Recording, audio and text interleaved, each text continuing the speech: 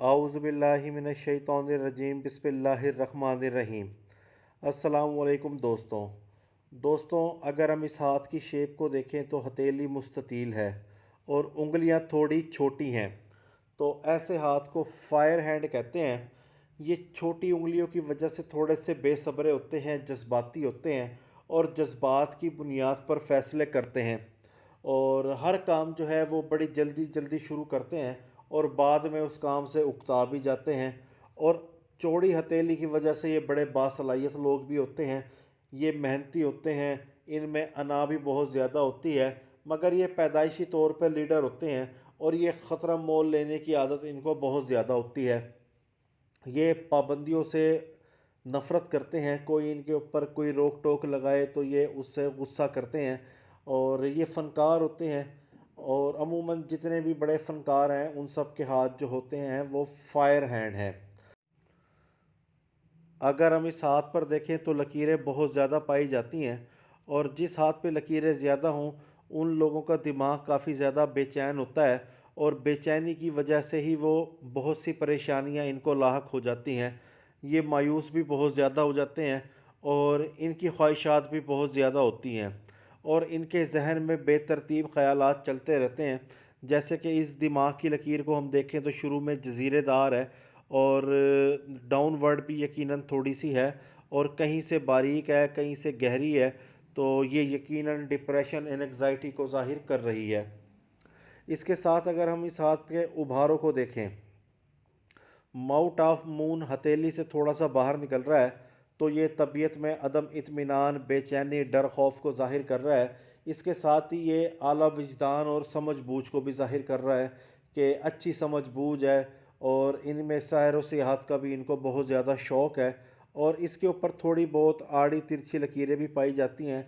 तबीयत में हसासियत भी है और चिड़चिड़ापन भी इसको कह सकते हैं। माउथ ऑफ वीनस बड़े अच्छे तरीके से उठा हुआ है, ये भी थोड़ा सा हथेली से बाहर निकल रहा है।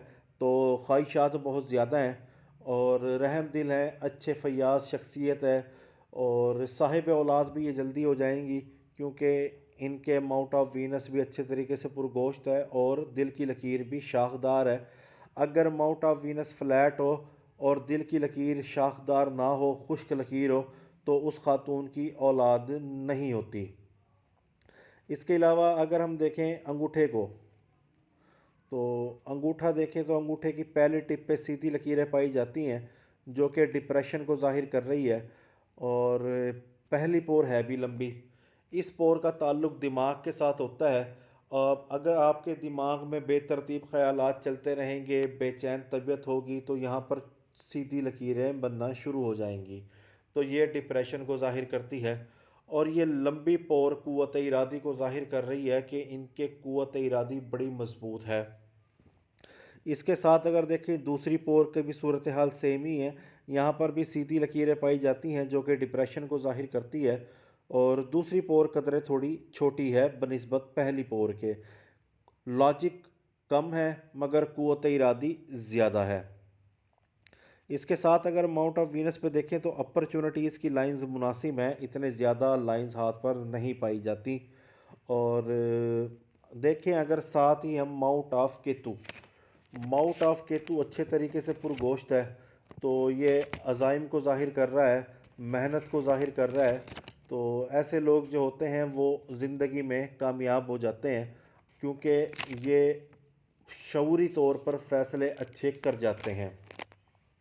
इसके साथ अगर हम देखें माउथ ऑफ मरकरी को, माउथ ऑफ मरकरी सही मुनासिब है, इतना ज़्यादा अच्छा भी नहीं है और थोड़े बहुत अमूदी ख़त भी पाए जाते हैं।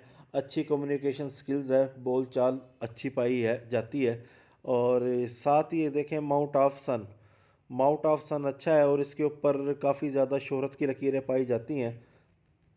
तो ये शोहरत को ज़ाहिर कर रहा है। और यहाँ पर ग्रेडल ऑफ वीनस भी है। ग्रेडल ऑफ वीनस के बारे में दो थॉट्स हैं, एक ओल्ड और एक जदीद। जदीद ये कहती है कि ये लोग बड़े पुरकशिश होते हैं, ये बड़े हमदर्द होते हैं और ये दूसरों का दर्द समझते हैं। मुसन्निफ़ और फ़नकार के हाथ के ऊपर ग्रेडल ऑफ वीनस पाया जाता है और ऐसे लोगों में घबराहट भी ज़्यादा होती है और गैर ज़िम्मेदार भी होते हैं। ओल्ड पामिस्ट्री ये कहती है कि ऐसे लोगों के अंदर जिनसी ख्वाहिशात बहुत ज़्यादा होती है और जिसकी वजह से इनको बदनामी का सामना भी करना पड़ सकता है। और साथ ही ये लोग अपनी मुसीबत को आप दावत देते हैं, क्योंकि ग्रेडल ऑफ वीनस किस्मत की लकीर और शोहरत की लकीर को काटता है, यानी कि बदनामी भी और बेरोज़गारी का भी सामना करना पड़ता है। इसके साथ अगर हम देखें माउट ऑफ सैटर्न भी मुनासिब है और अच्छी किस्मत की लकीरें इस पर पाई जाती हैं। तो माशी एतबार से बुढ़ापा अच्छा पुरसकून गुजरेगा, क्योंकि माउट ऑफ सैटर्न पर काफ़ी ज़्यादा किस्मत की लकीरें पाई जाती हैं। साथ ही यहाँ पर रिंग ऑफ सुलेमान है और एम्बिशन लाइन भी हाथ पर मौजूद है। रिंग ऑफ सुलेमान पुरकशिश शख्सियत को ज़ाहिर करता है। ऐसे लोग बड़े पुरकशिश होते हैं, इनमें बड़ी अट्रैक्शन होती है और ये 10 लोगों में भी अलहदा नज़र आते हैं। इनमें रूहानियत भी होती है और इनको मख्फी अलूम में भी बहुत ज़्यादा इंटरेस्ट होता है और वकील पामिस्टों के हाथ के ऊपर ये निशान पाया जाता है। अब देखते हैं दिमाग की लकीर। दिमाग की लकीर शुरू में जज़ीरेदार है और बहुत ज़्यादा इस पे जज़ीरे पाए जाते हैं। ये बचपन में माँ बाप की सख्ती या कोई ऐसी ज़हनी जिस्मानी परेशानी जिसकी वजह से डिप्रेशन रहा, या गुर्बत कह लें, कुछ भी ऐसे मसाइल कह लें जो बचपन इनका अच्छा नहीं गुज़रा, क्योंकि ज़िंदगी और दिमाग की लकीर पे बहुत ज़्यादा जज़ीरे हैं और ज़िंदगी की लकीर को छोटी छोटी लकीरें भी काट रही हैं। इसको राहु लाइंस कहते हैं। तो ये घरेलू टेंशन नाचाकी की लाइनें हैं जो कि ज़हनी और जिस्मानी परेशानी को ज़ाहिर कर रही है। और सेहत के एतबार से ज़िंदगी की लकीर कहीं गहरी है और कहीं बारीक है, तो सेहत भी थोड़ी बहुत डिस्टर्ब रहेगी। और ये एक सेम पीरियड है जहाँ पे दिमाग और सेहत जो है दोनों डिस्टर्ब रहेंगी। इसकी वजह इनका डिप्रेशन है, जो कि सेहत के मसाइल का सामना इनको करना पड़ेगा। मगर बढ़ती उम्र के साथ हालात कदरे बेहतर होना शुरू हो जाएंगे। दिमाग की लकीर भी अच्छी हो जाएगी और दो शाखा हो जाएगी, तो जहनी सलाहियतें भी इनकी अच्छी हैं। और एक लाइन जो है इनकी माउंट ऑफ मून पे जा रही है, एक माउंट ऑफ मरकरी पे जा रही है। तो तख्लीकी सलाहियतें भी हैं और कम्युनिकेशन स्किल्स भी है। तो ऐसे लोग अपने दिमाग की बदौलत ज़रिया माश जो है वो हासिल करते हैं। साथ ही देखें तो किस ज़िंदगी की लकीर से दो लकीरें माउंट ऑफ मून की तरफ बढ़ रही हैं, तो ये अब्रॉड ट्रैवल को ज़ाहिर कर रही हैं। मगर ज़िंदगी की लकीर के आखिर में बहुत सारी छोटी छोटी लाइनें पाई जाती हैं जो कि सेहत और दौलत को नुकसान करने को ज़ाहिर करती है, क्योंकि ऐसे लोग अपने हाथ से अपनी सेहत भी बर्बाद करते हैं और अपनी दौलत भी बर्बाद करते हैं।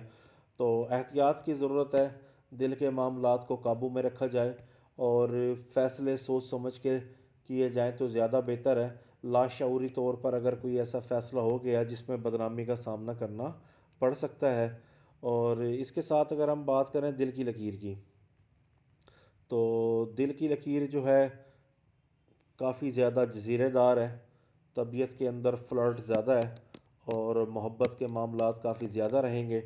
साथ ही ग्रेडल ऑफ वीनस हो तो ये फ्लर्ट तबीयत को ज़ाहिर करता है और दिल फेंक तबीयत को ये ज़ाहिर करता है। ये है मरकरी लाइन जो कि काफ़ी अच्छी है और ये किस्मत की लकीर है। किस्मत की लकीर तकरीबन 38 साल में ओवरलैप हुई और ऊपर जाकर काफ़ी ज़्यादा गहरी हो गई। तो जल्दी इनका ज़रिया माश शुरू हो जाएगा। तकरीबन 25 साल की उम्र में मरकरी लाइन और जो है किस्मत की लकीर आपस में टच हो रही है। तो रोज़गार का जो ज़रिया है इनका जल्दी शुरू हो जाएगा और जो है 35 साल से तक तो सही रहेगा। उसके बाद थोड़े बहुत ज़िंदगी में तब्दीली आना शुरू हो जाएगी और प्रोफेशन भी तब्दील होते रहेंगे। और जो ख़वातीन की ज़िंदगी होती है ये अमूमन दूसरों पर ही डिपेंड होती है, ख़ास तौर पे अपने शोहर के ऊपर। तो ज़िंदगी में उतार चढ़ाव काफ़ी ज़्यादा रहेंगे और अल्लाह पाक आसानी दे। मुझे यहाँ पर रिंग ऑफ सैटर्न भी नज़र आ रहा है, तो ये एक अच्छी अलामत नहीं है। तो ये तंगदस्ती को ज़ाहिर करता है, क्योंकि साथ ही किस्मत की लकीर भी मुसलसल टूट टूट कर ऊपर जा रही है।